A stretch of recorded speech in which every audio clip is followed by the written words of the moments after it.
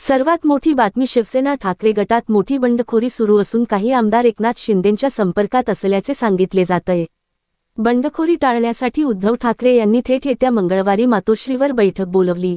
राज्यातील राजकारणात मोठ्या घडामोडी घडताना दिसत आहेत। आमदार खासदार फुटण्याचे सत्र सुरूच आहे। राज्यात अजूनही ऑपरेशन टायगर सुरू आहे। एकनाथ शिंदे यांच्याकडून उद्धव ठाकरेंचा मोठा धक्का बसू शकतो।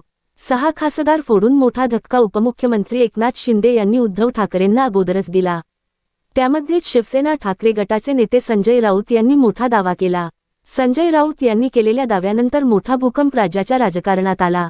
संजय राऊत यांनी म्हटले की लिंगाडे नावाच्या आमदाराला 20 कोटींची ऑफर दिली आहे।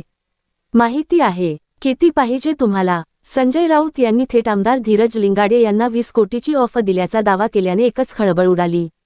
आमदार धीरज लिंगाडे हे काँग्रेस पक्षाचे विधानपरिषदेतील पदवीधर मतदारसंघाचे आमदार आहेत, त्याच्याबद्दल राऊतांनी दावा केला। संजय राऊत यांच्या दाव्यावर बोलताना आमदार धीरज लिंगाडे यांनी म्हटले की मला याबाबत आज सकाळी समजले। संजय राऊत हे महाविकास आघाडीचे नेते आहेत।